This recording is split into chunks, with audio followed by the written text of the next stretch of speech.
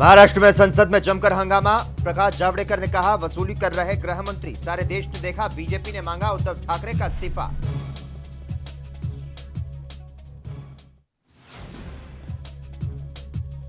जल शक्ति अभियान को प्रधानमंत्री नरेंद्र मोदी ने किया लॉन्च। जल संकट पर ग्रामीणों से की बातचीत।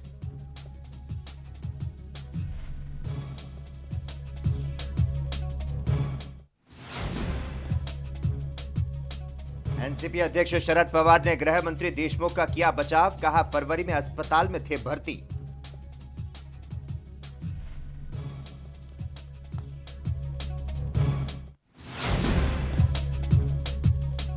और उत्तराखंड के सीएम तीरथ सिंह रावत कोरोना संक्रमित। हाल ही में हरिद्वार कुंभ में हुए थे शामिल। ट्वीट कर आइसोलेट होने की दी जानकारी।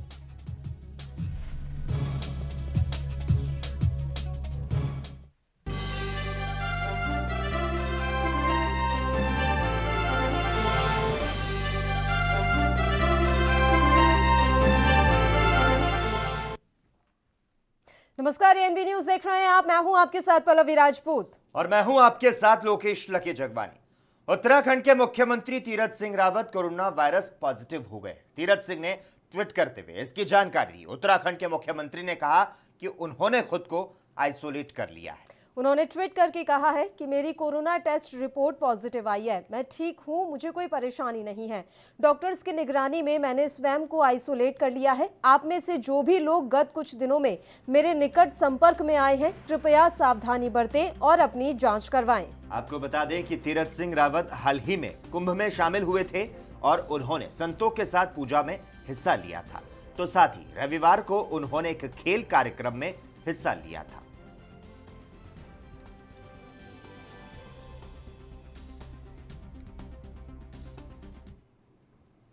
उधर पीएम नरेंद्र मोदी ने विश्व जल दिवस के मौके पर सोमवार को जल शक्ति अभियान की शुरुआत की है। दोपहर 12:30 बजे वीडियो कॉन्फ्रेंसिंग के जरिए प्रधानमंत्री ने अभियान को लॉन्च किया। देश के सभी शहरी व ग्रामीण इलाकों में शुरू होने वाले इस अभियान का theme catch the rain where it falls when it falls है। इस अभियान के तहत वर्षा के पानी को बचाने का लक्ष्य रखा गया है। 22 मार्च से 30 नवंबर तक चलने वाले इस अभियान का लक्ष्य मानसून है। इसके जरिए देश में मानसून शुरू होने से पहले और पूरे मानसून के मौसम को कवर किया जाएगा। इस मुहिम की शुरुआत जन आंदोलन के तौर पर की जाएगी ताकि जमीनी स्तर पर लोग इसमें शामिल होकर पानी को बचा सकें। इस अभियान से सबसे अधिक फायदा उन क्षेत्रों को मिलेगा जहां पानी की कमी से जनजीवन प्रभावित है। इन क्षेत्रों में मध्य प्रदेश का बुंदेलखंड, पन्ना, टीकमगढ़, छतरपुर, सागर, दमोह, दतिया, विदिशा, शिवपुरी और रायसेन है। वहीं उत्तर प्रदेश का बांदा, महोबा, झांसी, ललितपुर भी पानी से हमेशा जूझते रहते हैं।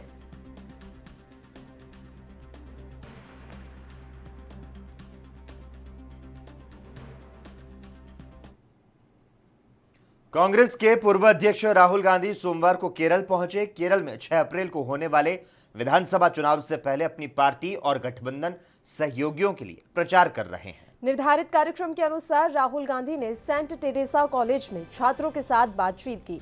इसके बाद वेपिन में गोश्री जंक्शन और बाद में फोर्ट कोची में वेल्ली जंक्शन पर उनके स्वागत में समारोह होगा।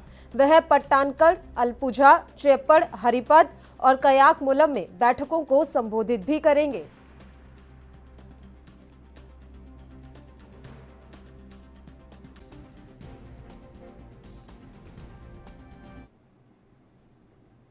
जम्मू कश्मीर के शोपियां में आतंकियों के खिलाफ सुरक्षा बलों का संयुक्त अभियान चलाया गया। मुठभेड़ के दौरान सुरक्षा बलों ने 4 आतंकियों को मार गिराया। मारे गए 4 आतंकियों से 2 लश्कर तैयबा के आतंकी बताए जा रहे हैं। आतंकियों के पास से एक AK-47 और 2 पिस्तौल बरामद हुई है। इस पर कश्मीर के आईजीपी विजय कुमार ने क्या कुछ कहा है, आइए आपको सुनाते हैं। किया और उधर से अंदर से घर के अंदर से फायरिंग किया। फिर इनकाउंटर शुरू हो गया। इनकाउंटर में 4 टेररिस्ट मारे गए। चारों कैटेगराइज टेररिस्ट है। लश्कर तैयबा से बिलोंग करता है। हालांकि अपने आप को सो कॉल्ड लश्कर मुस्तफ़ा बोलता है, लेकिन हम लोग TRF, PEF, LEM को उतना तरजीह नहीं देते हैं। ये फेक नेम्स है, ये सब ऑफूट है। LAT का, कोई जैश मोहम्मद का, तो ये सारे हमारे कैटेगराइज हमारे लिस्ट में ये LAT के नाम पर है। 3 पिस्टल एक ही मिला है। मैं चारों का नाम बताता हूँ। एक है रईस अहमद भट्ट, जो अक्टूबर लास्ट ईयर से एक्टिव था। दूसरा है आमिर सफ़ी मीर जो फरवरी 2021 से एक्टिव हुआ इसी साल। याकीब अहमद मलिक है जो दिसंबर लास्ट ईयर से एक्टिव हुआ है। और आफ्ताब अहमद वानी जो लास्ट ईयर नवंबर से एक्टिव हुआ है।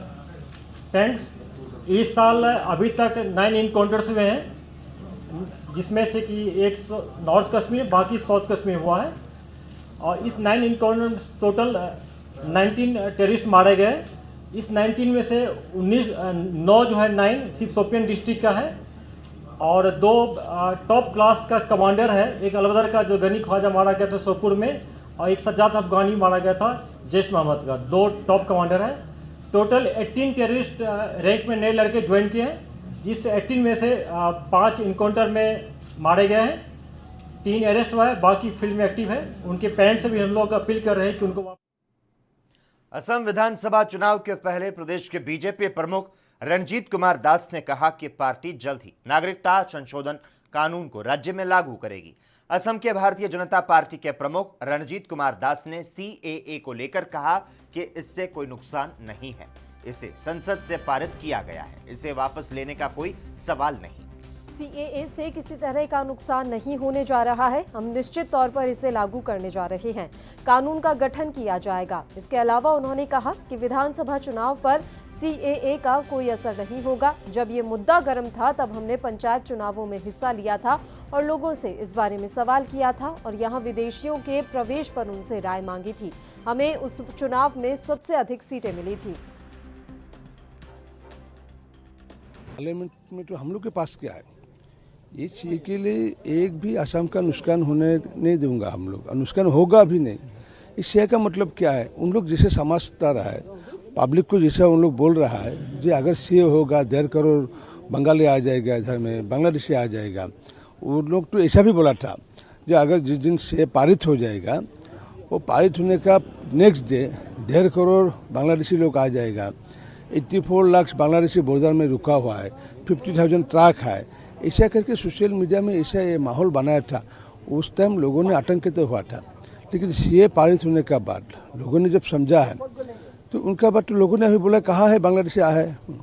क्योंकि जो सीए का जब आंदोलन चल रहा था उस टाइम मेरा पंचायत इलेक्शन हुआ था। हमारा राष्ट्रीय अध्यक्ष जी अमित शाह जी ने हमको पूछा है जो अभी इलेक्शन करना अच्छा नहीं होगा। हम बोले आप अखबारों में जो पढ़ रहा है सुन रहे है वो ऐसा नहीं है। हम लोग जो बोल रहे हैं, क्योंकि हम लोग बूथ का बात बोलता है, क्योंकि मेरा 28,000 बूथ है। मेरा अभी 4,47,000 मेरा पेज इंचार्ज। बीजेपी नेता तरुण चुग ने पश्चिम बंगाल के चुनाव को लेकर कहा कि सीएए को बंगाल में लागू करेंगे। बीजेपी नेता ने कहा पहले ही कैबिनेट में हिंसा को लेकर जांच कर कार्रवाई की जाएगी। एक भी अपराधी को बख्शा नहीं जाएगा। कानून अपना काम करेगा। ऐसा कि बंगाल की जनता के सपनों को पूरा करने वाला मैनिफेस्टो आज भारतीय जनता पार्टी के वरिष्ठ नेता और गृह मंत्री अमित शाह जी ने जारी किया है। और हमारी ये कमिटमेंट है कि पहली कैबिनेट में सीए को 100% बंगाल में लागू करेंगे। घुसपैठियों को पकड़ पकड़ कर बाहर निकाला जाएगा और पहली ही कैबिनेट में जो मुकदमे, जो हिंसा, जो राजनीतिक द्वेष के कारण हुई है, उनकी जांच भी कराई जाएगी। एक भी अपराधी चाहे वो कहां भी बैठा हो उसे बख्शा नहीं जाएगा। कानून अपना काम करेगा। महाराष्ट्र की सरकार में मची हलचल के बीच सोमवार को शिवसेना सांसद संजय राउत ने कहा कि अगर सरकार सही जांच के लिए तैयार है तो फिर बार बार इस्तीफे की बात क्यों हो रही है। संजय राउत ने आरोप लगाया कि केंद्रीय एजेंसियों का गलत इस्तेमाल कर महाराष्ट्र में राष्ट्रपति शासन लगाने की कोशिश हो रही है, लेकिन जो ऐसा कदम उठा रहे हैं उनके लिए ठीक नहीं होगा। अगर ऐसा सोचा तो मैं उन्हें चेतावनी देता हूं कि ये आग उन्हें भी जला देगी। इसके साथ ही उन्होंने कहा कि अगर राष्ट्रवादी कांग्रेस के प्रमुख ने तय किया है कि अनिल देशमुख के ऊपर जो आरोप लगे हैं उनमें तथ्य नहीं है और उनकी जांच होनी चाहिए, तो इसमें गलत क्या है। आरोप सभी नेताओं के ऊपर लगते रहे हैं। सबका इस्तीफा लेकर बैठे तो सरकार चलाना मुश्किल हो जाएगा।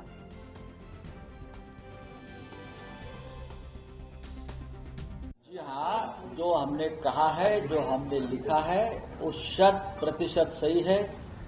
इस प्रकार से मुंबई के एक्स कमिश्नर के कंधे पर बंदूक रख सरकार के ऊपर फायर करना, अगर उसमें विरोधी दल यानी प्रतिपक्ष अपने आप को बहुत होशियार समझता है, कोई उनके ऊपर बुमरैंग हो जाए। महाराष्ट्र में अगर कोई राष्ट्रपति शासन लगाने की अगर कोशिश कर रहे तो मैं उनको एक चेतावनी दे रहा हूं, जो आग लगेगी उसमें आप झुलस जाएंगे।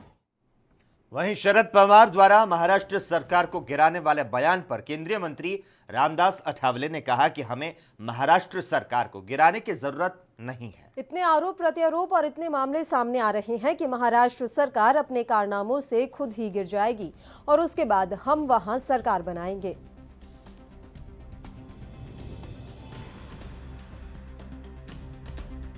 लगता है कि हमें गिराने की कोशिश करने की बिल्कुल कोई आवश्यकता नहीं है। सरकार अपने कारनामों से गिर जाएगी और सरकार चलाने की नीतिमत्ता अभी ये तीनों पार्टियों के पास नहीं रही है।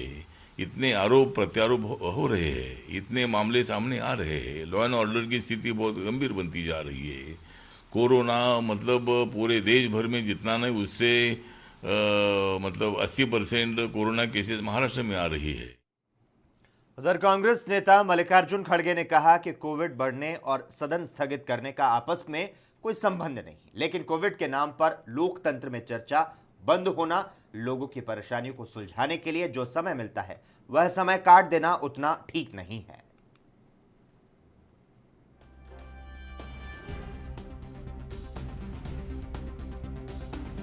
सदन को स्थगित करने से और कोविड बढ़ने से कोई संबंध नहीं। कोविड को स्टॉप करने के लिए हम क्या स्टेप्स लेना, क्या कदम उठाना, वो सरकार का काम है। अब ये सदन में तो बहुत हो गए, तो अटेंडेंस रहता है 200-250 लोग, बाकी के तो नहीं रहते। राज्यसभा में रहते हैं हार्डली 100-150 लोग रहते हैं। तो ये सदन तो अब चलाना चाहिए, लेकिन क्योंकि देश के समस्याएं बहुत बड़े हैं, कोविड का भी इशू वहाँ चर्चा कर सकते हैं और दूसरे इशू भी रेज कर सकते हैं, लेकिन कोविड के नाम पे डेमोक्रेसी में डिबेट बंद होना, लोगों के समस्याओं को सुलझाने के लिए जो समय मिलता है वो समय काट देना उतना ठीक नहीं है मेरे दृष्टि से। सर बाकी क्या लगता है आपको, लगातार मामले बढ़ते कदम उठाए जाने चाहिए? देखिए, जो भी ये तो स्पीडीली एक तो कोवैक्सीन देना चाहिए और वैक्सीन ज़्यादा से ज़्यादा करे, ज़्यादा कैंप्स करे, हर जगह पहुँचे, तो ये कुछ मामला हल हो सकता है। और उसके लिए हर राज्य में खास करके जो बहुत ही वल्नरेबल है, ऐसे स्टेट में भी ज़्यादा हम लोग कदम उठाना चाहिए और ठीक ढंग से इसको रोकने की कोशिश करना चाहिए। सर आपका स्टेट है कर्नाटका, वहाँ से विधायक हैं बीजेपी के, वही कह रहे हैं अब कि बीएस येदियुरप्पा की लीडरशिप में आगे नहीं जाया जा सकता चुनाव। खबर दोपहर में खबरों का सिलसिला लगातार जारी रहेगा। हम यहां पर रुकते हैं एक छोटे से ब्रेक के लिए।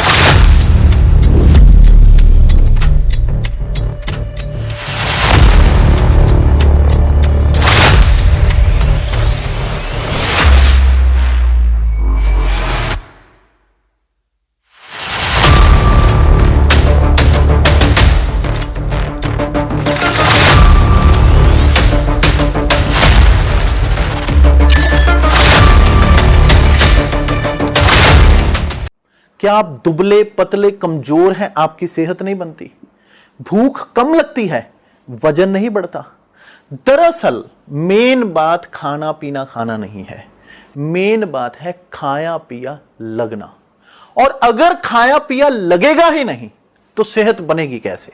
इसलिए हमारी संस्था सन्यासी आयुर्वेदा ने एक ऐसी दवा बनाई है जो कि आपके पाचन तंत्र को, आपके लीवर सिस्टम को ठीक करने का काम करती है, ताकि आप जो भी खाएं उसका पूरे का पूरा निचोड़ आपके शरीर को लगे, आपकी भूख बढ़े, खाया पिया सही से लगे, नया खून बने, हड्डियों में जान आए, वजन बढ़े, ताकत बढ़े, चेहरे पर नूर आए और आप मोटे तगड़े खूबसूरत पर्सनैलिटी के मालिक बन जाएं।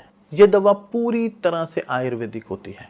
इसका शरीर पर कोई भी साइड इफेक्ट, कोई भी नुकसान या दुष्प्रभाव नहीं होता। लड़के लड़कियां दोनों इसका इस्तेमाल कर सकते हैं और पहले 15 दिन के अंदर ही आपको इसका असर महसूस हो जाएगा। सिर्फ 650 रुपए की पूरे 1 महीने की दवा होती है और आप इसे घर बैठे 01145454545 पर फोन करके दवा मंगवा सकते हैं।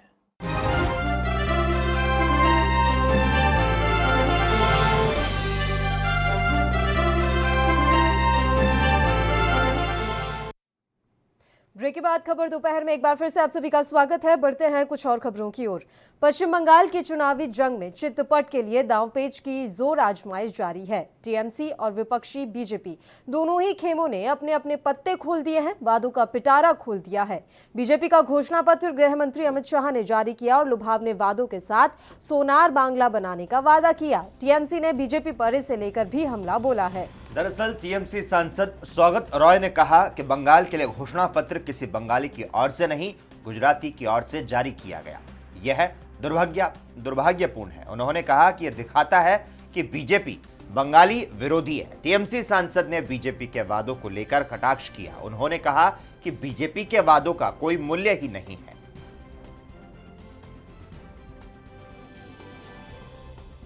मैं कहना चाहता हूं कि ये दुखद बात है कि बंगाल के मैनिफेस्टो एक बंगाल के रहने वाले से रिलीज नहीं किया। एक गुजराती आके बंगाल के मैनिफेस्टो रिलीज किया और वो भी मंच पे थे मध्य प्रदेश का एक नेता।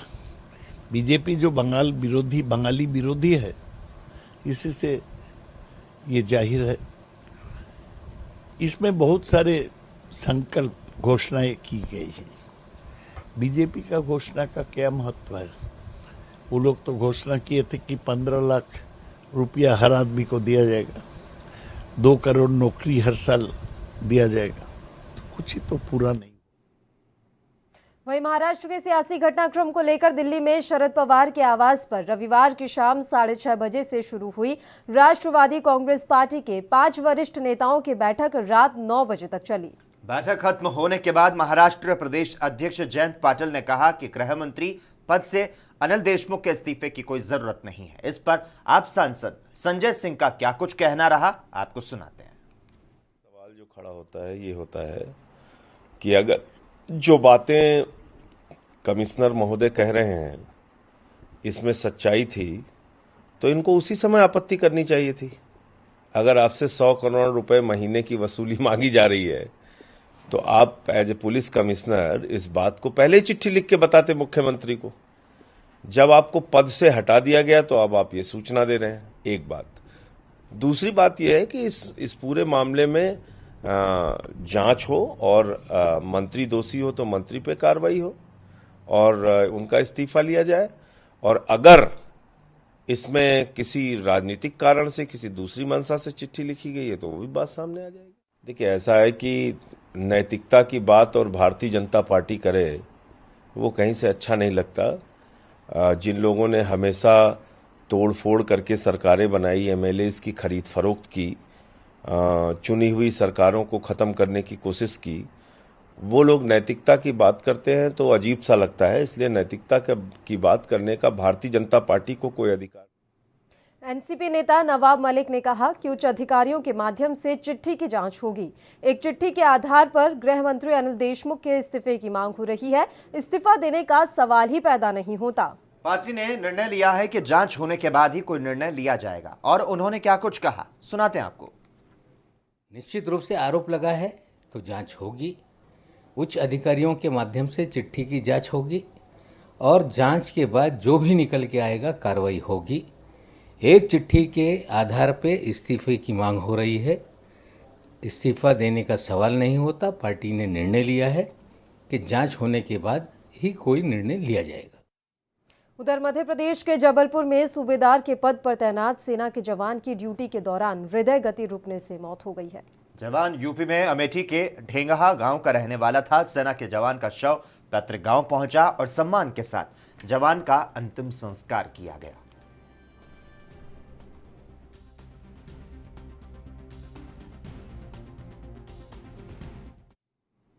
राजस्थान में पाली जिले के एक गांव में सवर्ण जाति के लोगों के विरुद्ध शिकायत दर्ज कराने के बाद एक दलित परिवार के सदस्यों के साथ कथित रूप से मारपीट की गई। पीड़ित परिवार का कहना है कि कुछ उच्च जाति के लोगों ने उनके साथ मारपीट की है। वहीं पुलिस के अनुसार जिले के सिराना गांव में शुक्रवार को यह घटना घटी और इस सिलसिले में शनिवार शाम को 4 लोग हिरासत में लिए गए।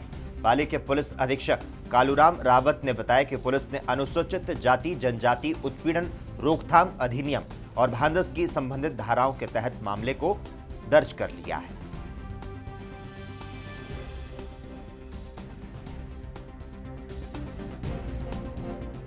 मेरी मम्मी है डायली देवी मेघवाल और ये मेरी बहन है ललिता मेघवाल जो अभी प्रेग्नेंट है।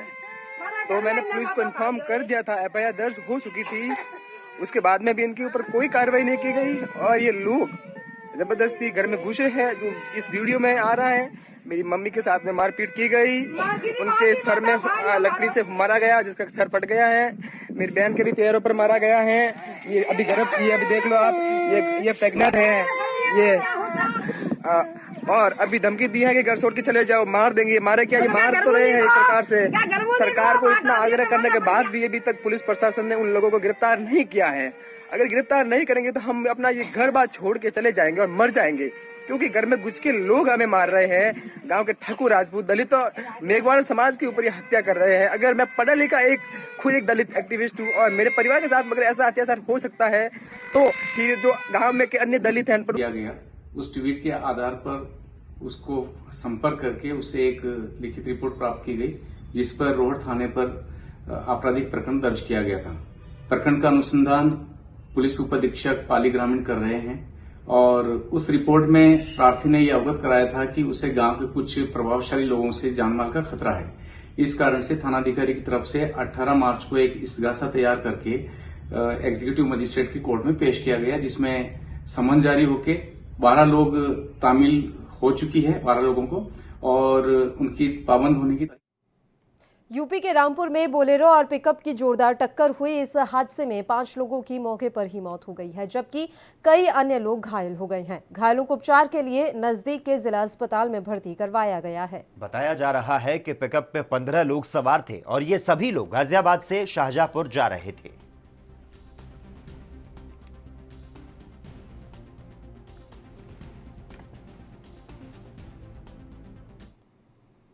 यूपी के फिरोजाबाद जनपद के थाना नारखी के अंतर्गत बारात चढ़ने के दौरान छज्जा गिरने से 1 दर्जन लोग घायल हो गए। वहीं गिरे छज्जे में दबने के कारण एक युवक की मौत भी हो गई। थाना नारखी की तजाबपुर चौकी के अंतर्गत कुतकपुर में देर रात्रि बारात चढ़ने के दौरान यह हादसा हुआ। हादसे की सूचना ग्रामीणों ने पुलिस को दी। पुलिस ने घायलों को इलाज के लिए एफएच हॉस्पिटल ढूंढला में भर्ती कराया, तो वहीं मृत युवक के शव को पोस्टमार्टम के लिए जिला अस्पताल भिजवाया गया है।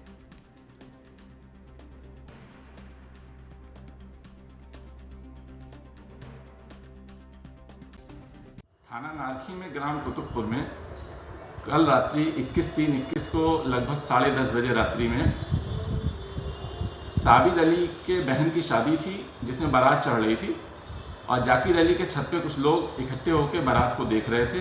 छज्जा टूटने की वजह से बादशाह उर्फ अरविंद नामक एक व्यक्ति की छज्जे के नीचे दब के मृत्यु हो गई। 13 अन्य लोग घायल हुए हैं, जिनको एफएच मेडिकल कॉलेज टुंडला में उपचाराधीन रखा गया है, जो खतरे से बाहर बताए जाते हैं। मृतक के लिए औपचारिक सूचना प्राप्त करके पंचायतनामा पोस्टमार्टम की कार्रवाई प्रचलित है। इसमें आवश्यक विधिक कार्रवाई जारी है। बारात चढ़ रही थी, बारात उसके नीचे ये दुकान थी, उस पर ये मसाला लेने गए थे। तो दुकान के सामने ही छज्जा ऊपर से गिरा, उसमें उनकी डेथ हो गई। इसमें कितने लोग घायल हुए? करीब होंगे 10-12 लोग। कहाँ की बात है? जी नारकी की बात है, थाना नारकी। क्या नाम है आपका? सना। ये जो चोट लगी है कैसे लगी आपको?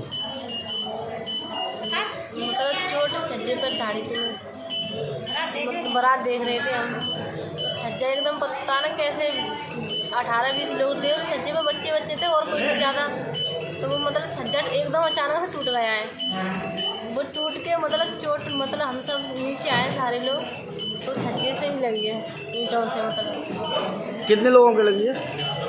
थोड़ी मतलब चोट तो हम 2-4 लोगों के मतलब ज़्यादा है, वैसे तो सबके थोड़ी बहुत है, किसी की होठ पे, किसी की नाक पर, किसी की चाँद में थोड़ी बहुत है, ज़्यादा नहीं किसी की। नारकी से कुछ लोग घायल होके आए, क्या मामला है पूरा?